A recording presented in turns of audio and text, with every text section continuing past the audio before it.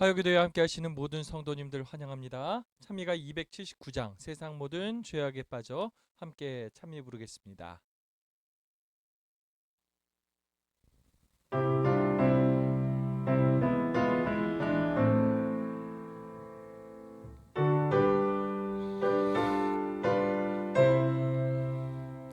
세상 모든 죄악에 빠져 죽을 수밖에 없는 이 죄인, 주님 나를 사랑하시어 새 삶을 얻게 하셨네. 주님 그 사랑 너무 커. 나 다른 이에게 작은 사랑 나누었으나 주님 내게 더 큰 사랑 베풀어 주셨네. 주의 사랑을 나누는 우리는 한 형제, 주의 사랑을 전하는 우리는 한 형제. 세상 모든 사람들에게 사랑을 나누게 하소서.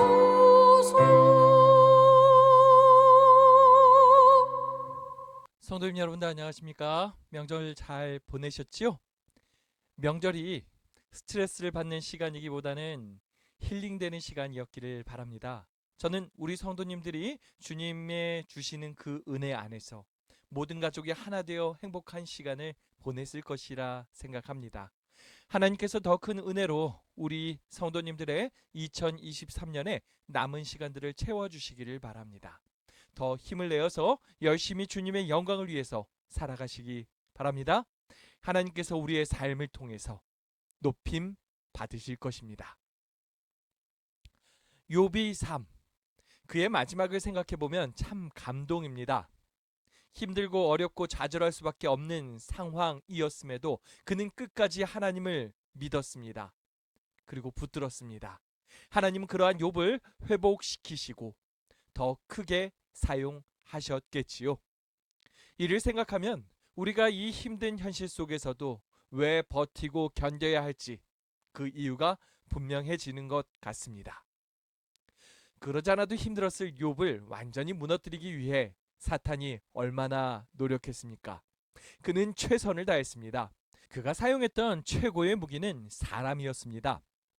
위로하겠다고 온 친구들이 이야기를 나누던 중에 논쟁에 빠져버렸습니다. 어려운 친구의 상황을 이해하려고 시작했을 텐데 이것이 왜 논쟁이 되어버려서 힘든 사람을 더욱더 힘들게 하는 그러한 상황이 되어버렸는지 이해가 되진 않습니다. 친구들은 이 모든 일이 일어난 것이 욥이 숨겨두고 있는 불의함 또는 죄 때문일 것이라고 추측하고 있습니다. 그들의 생각이 한계에서는 어쩔 수 없었던 것이지요. 그들은 도저히 욥의 고난이 왜 일어나게 됐는지 이해할 수 없었습니다. 욥은 억울했어요. 아무리 생각해도 자신이 그렇게 큰 잘못을 한 적이 없거든요. 그는 하나님 앞에 더 신실하고 싶어 했고요. 더 정직하고 성실하고 싶어 했습니다. 그것을 바로 옆에서 잘 알고 있었던 아내이기 때문에 하나님께서 어찌 신실한 성도를 이렇게까지 하실 수 있는가 생각이 되어서 그래서 남편에게 한 말이 차라리 하나님을 원망하고 죽으라 한 것 아니었을까요? 욥은 얼마든지 그들의 논리대로 생각할 수 있었습니다. 어쩌면 그 역시 이 일이 닥치기 전까지는 그들과 같은 생각을 하지 않았을까 생각이 됩니다. 하나님은 선하고 착한 이들에게 복을 주시고 악하고 못된 이들에게는 벌을 주신다고요. 그리고 결국 심판을 하신다고요. 하지만 욥이 직접 고통의 상황에 이르러 보니까 그게 다가 아니었던 것이지요. 그가 지금껏 가지고 있었던 모든 고정관념들이 깨어지는 순간이 아니었을까 생각됩니다. 죄로 인해 망가져버린 이 세상에는 이유 없는 고통도 있을 수 있다. 하나님께서 이러한 고통을 허락하시기도 하신다. 그는 결국 하나님의 주시는 이 고통의 이유를 찾게 됩니다. 하나님께서 고통을 허락하시는 이유는 나를 단련하시기 위함이시다. 욥기 23장 10절을 보시기 바랍니다. 그러나 내가 가는 길을 그가 아시나니 그가 나를 단련하신 후에는 내가 순금같이 되어 나오리라. 우리가 찬양으로도 부르지 않습니까? 나의 길 오직 그가 아시나니 나를 단련하신 후에 내가 정금같이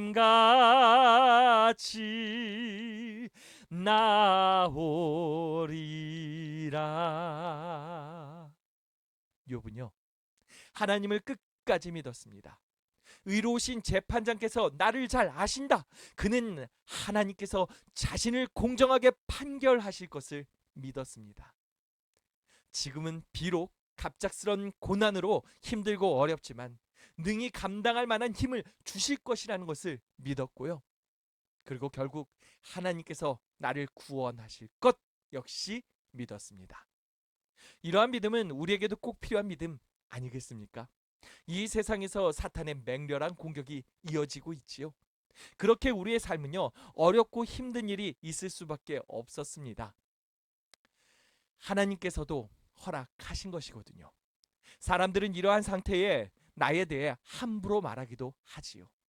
심지어 나의 신앙까지도 함부로 이야기해요. 그래서 우리의 마음에 상처를 입는 경우가 있지 않았습니까? 어떤 이들은 욥의 친구들처럼 위로한다고 와서는 오히려 상처를 줄 때도 있었을 것입니다. 그럼에도 우리는 좌절해서는 안 됩니다. 혹 좌절한다 하더라도 다시 일어나야 합니다. 우리는 믿어야 합니다. 하나님께서 나를 아신다. 나를 신원하신다. 지금 내가 그 어떤 상황이라도 감당할 만한 힘을 주신다. 그리고 나를 부축하여 일으키신다. 결국 우리가 마지막에 가서 하늘에서 받을 상급이 얼마나 큽니까? 우리가 이러한 사실을 믿음으로 나아갈 수 있기를 바랍니다. 그래야 더 힘이 나서 하나님의 자녀로 이 세상을 살아갈 수 있지 않겠습니까? 욥은 그가 고통과 좌절이 가득했을 어두운 터널을 지나고 회복되고 난 후에부터 그의 시각을 완전히 바꾸었을 것입니다. 전에는 친구들처럼 주변에 어렵고 힘든 고통 중에 있는 이들을 바라보며 그들의 아픔을 공감하지 못하였을 수도 있습니다.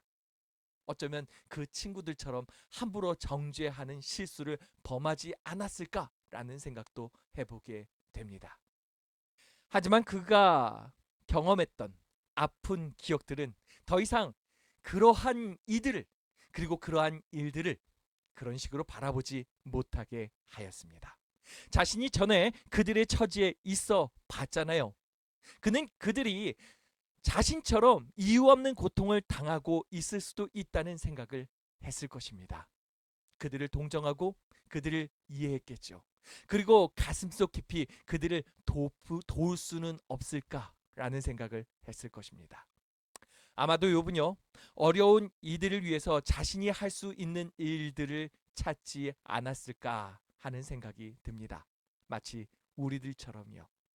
하나님께서 나를 회복시키신 것이 저들을 위한 것이다 믿으면서 자신이 받은 것을 가지고 어려움 가운데 있는 이들을 도우려고 구제하려고 했을 것입니다. 마치 하나님께서 자신을 구원하시고 회복하셨던 그 사건처럼요. 성경에 정확하게 나와 있지는 않는 부분이지만 저는 그가 하나님의 영광을 위해서 열심으로 살아갔을 것이라 추측합니다. 하나님께서 그를 더 좋은 도구, 더 큰 도구로 활용하셨겠지요? 실제 하나님의 말씀은 가진 자들의 책임이 연약한 자들을 먹이기 위함이라고 그리고 돌보기 위함이라고 밝히고 있습니다. 시편 68편 5절을 보시면요. 다윗은 하나님을 고아들의 아버지 과부의 재판장이라고 이야기합니다. 신명기에서 소개하는 하나님의 율법 속에서도 고아와 과부와 객을 보호하시려는 그 하나님의 마음을 볼 수 있습니다. 하나님께서 부자들에게 더 큰 재물을 허락하시는 것은요, 하나님의 사랑을 실천하게 하기 위함입니다. 다른 이들에게 하나님의 정말 그 큰 사랑과 은혜를 보여주려고 하시는 것이죠. 하나님께서 또 더 높은 지위에 있는 이들에게 자신들의 힘으로 연약한 이들을 돕게 하려 하십니다. 하지만 이러한 하나님의 뜻을 따르지 않는 시기가 있었어요. 그때는요, 정말 악한 이스라엘이 되어버렸습니다. 하나님은 그들 향해서 배역한 세대라고 말씀하십니다. 부자들이 자신의 배를 불리려고만 하고요, 권력자들이 자기 자리를 지키는데 혈안이 되어 있는 것이지요. 하나님의 말씀은 이러한 모습을 정의가 굽었다라고 표현하고 있지요. 저는 욥이 더 큰 하나님의 도구가 되어서 자신이 받은 은혜를 나누는 삶을 살았다라고 믿습니다. 우리 역시 그렇게 될 수 있으면 좋겠습니다. 우리가 하나님께 받은 은혜로 그 은혜에 감동해서 다른 이들을 이 은혜를 가지고 섬기는 삶을 살아가는 것입니다.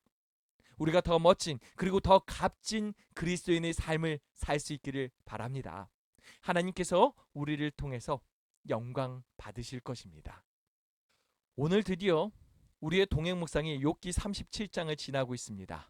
세 친구에 이어서 갑자기 끼어든 젊은 엘리후의 이야기까지 나왔지요? 우리가 이 말씀들을 보시면서 또 묵상하시면서 어떤 생각을 하셨나요? 욥이 참 힘들었겠다라는 생각이 들지 않나요? 이들의 말이 정말 틀린 것이라면, 말도 안 되는 것이라면 차라리 나은데 그건 또 아니잖아요. 그들이 그 논리는 어떤 부분에서는 정말 맞는 부분이 있습니다. 단지 이들이 한 가지 모르고 있는 사실은 욥과 같이 이유 없는 고난을 당하는 사람들도 있을 수 있다라는 것을 몰랐던 것이지요. 어쩌면요, 이들 역시 욥처럼 의로운 사람이었다면, 하나님께서 이 욥처럼 사탄 앞에서 이들의 믿음을 봐라 하면서 자랑했더라면 사탄이 이들 역시도 시험하라고 하나님께 주장하지 않았겠습니까? 그러면 그들 역시도 굉장히 큰 이유 없는 어려움을 당해야 했겠지요. 이들은 그러한 사실은 상상도 할 수 없었습니다. 그들은 욥을 공감하지도 못했고, 지금 자신의 의로움을 끝까지 주장하고 있는 이 욥이 마음에 들지 않았습니다. 그래서 욥을 더욱 신랄하게 공격하고 있지요. 어쩌면 말씀의 검을 사람에게 사용하는 것, 그것만큼은 하면 안 된다 했죠. 이들은 그 행동을 하고 있었습니다. 정말 딱 맞는 말씀을 가지고 이 욥을 괴롭혔지요. 욥은 그들의 논리에 만신창이가 되어버렸습니다. 이제 38장부터는요, 하나님께서 직접 이들의 논쟁에 개입하십니다. 그리고 수습해 주세요. 자, 욥기 38장 1절 2절 말씀을 보세요. 그때 여호와께서 폭풍우 가운데에서 욥에게 말씀하여 이르시되 무지한 말로 생각을 어둡게 하는 자가 누구냐, 이렇게 말씀하시면서 천연계의 모든 힘과 능력을 공급하시고 또 유지하시는 이로 자신을 소개하십니다. 모든 지혜의 근원 대신 그 자신을 공개하십니다. 하나님은 잘 알지도 못하면서 이 욥 앞에 떠들고 있고 함부로 정죄하고 있는 이 세 친구들을 나무라시지요. 욥을 신원해 주시고요, 욥을 구원해 주십니다. 이 장면이 굉장히 중요하다고 생각되는 것은 드디어 욥의 믿음이 증명이 된 것이지요. 욥기의 첫 시작이 무엇인지 기억하십니까? 사탄이 하늘 장자들의 모임에 왔고 하나님은 그 욥의 믿음을 자랑하셨습니다. 사탄은 이 욥의 믿음에 대해 질문을 던졌어요. 의심을 던졌어요. 욥이 하나님을 잘 믿는 것은 하나님께서 그에게 복을 주셔서 그런 것이 아니겠습니까? 라고 이야기를 하지요. 하나님께서 그에게 건강을 허락하시기 때문에 그런 것이 아니겠냐라고 이야기를 합니다. 하나님은 그래서 사탄에게 욥의 재물을 뺏는 것, 건강을 빼앗는 것까지 허락하셨던 것이지요. 이렇게 시작된 욥의 불행의 끝이 온 것입니다. 욥의 믿음은 증명된 것입니다. 욥은 결코 재물 때문에 하나님을 섬겼던 것이 아니었습니다. 욥은 자신에게 건강이 주어졌기 때문에 하나님을 섬겼던 것이 아니었습니다. 욥은 결코 이기적인 무엇인가를 얻기 위해서 하나님을 믿었던 것이 아닙니다. 욥은 단지 하나님께서 자신을 지으셨고 하나님께서 자신의 모든 것을 공급하셨고 또한 오늘을 지켜주시고 인도하시고 늘 그를 사랑으로 돌봐주신다는 사실을 알고 있었고 그러한 하나님께 늘 감사하며 그 하나님을 믿었던 것이죠. 또한 욥은요, 하나님께서 신실하신 하나님임을 믿고 신뢰하였습니다. 그 어떠한 순간에도 그는 믿음을 놓지 않았어요. 하나님의 선하심을, 그 신실하심을 끝까지 믿었습니다. 혹 자신을 회복시키지 않으실지라도, 자신이 지금 이 어려운 고난으로 인해서 죽게 될지라도 그는 하나님을 믿는 이 믿음을 포기하지 않을 것이었습니다. 더 정확하게 이야기하면요, 하나님께서 모든 순간에서 그를 놓으신 적이 없어요. 그가 어려움 가운데 있을 때도 하나님은 여전히 그를 사랑하셨지요. 하나님은 여전히 그를 믿어주셨지요. 하나님은 그에게 이 어려운 시련을, 이 아픔을 견딜 만한 믿음을 그리고 힘을 주셨던 것입니다. 그는 그러한 하나님을 믿기로 선택하였던 것이지요. 여러분들, 이것이 바로 욥기의 이야기입니다. 우리의 삶에는 언제든지 고난이 찾아올 수 있어요. 생각보다 그 빈도는 더 많습니다. 중요한 것은 우리는 우리가 당한 고난의 정확한 이유를 알 수 없다라는 것입니다. 아주 간혹 알지요. 우리를 더욱 힘들게 하는 것은요, 이러한 고난을 주변에서 함부로 판단하는 것이고 이러한 판단들이 나를 더욱 힘들게 하지요. 또 흔들리게 합니다. 하지만 그럼에도 우리는 하나님을 믿고 신뢰해야 합니다. 하나님께서 우리에게 견딜 만한 그리고 감당할 만한 힘을 주신다. 우리는 그 받은 힘으로 믿기를 선택하는 것입니다. 하나님께서 결국 우리를 승리케 하여 주실 것입니다. 이를 통해서, 이와 같은 과정을 통해서 우리를 단련하시는 것입니다. 더욱 단단하게 쓸만하게 만들어 주시는 것이죠. 그렇게 되면 우리는 더 힘있게 하나님의 영광을 위해서 살아가는 것입니다. 하나님께서 우리의 삶을 통해서 온전히 높여지시게 되는 것입니다. 우리가 더욱더 힘을 내서 우리의 하나님의 영광을 위해서 살아갈 수 있기를 바랍니다. 말씀을 마치겠습니다.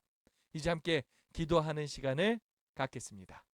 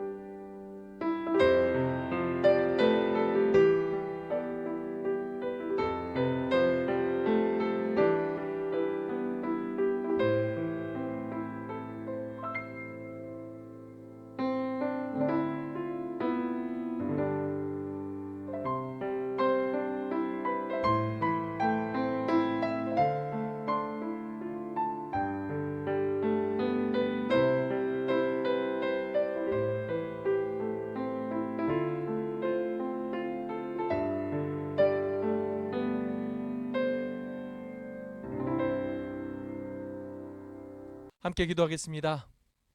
사랑의 아버지 하나님, 하나님께서 늘 사랑으로 우리를 돌봐주시고 인도하심을 감사드립니다. 우리가 혹 어렵고 힘든 가운데 있다 할지라도 우리와 늘 함께 하시는 주님 바라보게 하여 주시고요. 주님께서 능히 감당할 만한 힘과 능력 주심을 보게 하여 주시옵소서. 그 힘과 능력으로 일어나게 하여 주시고 하나님의 은혜 가운데 풍성한 삶 살 수 있게 도와주시옵소서. 또한 주신 그 은혜를 나 혼자만 독식하는 것이 아닌 다른 이들에게 나누고 그들에게 하나님 보게 하는 그런 멋진 인생 살게 하여 주시고 정말 곧 오실 주님 잘 맞이할 수 있게 우리의 삶을 더 자신감 있게 살 수 있게 도와주시옵소서.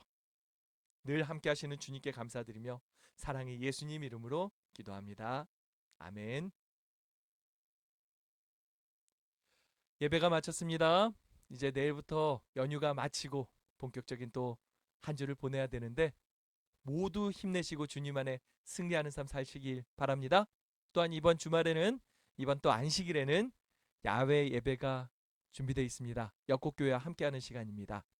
인천 대공원으로 가게 되는데요. 교회에서 9시에 출발합니다. 모든 성도님들은 꼭 9시까지 오셔서 함께 가시면 좋겠습니다. 성도님들 모두 힘내십시오. 파이팅!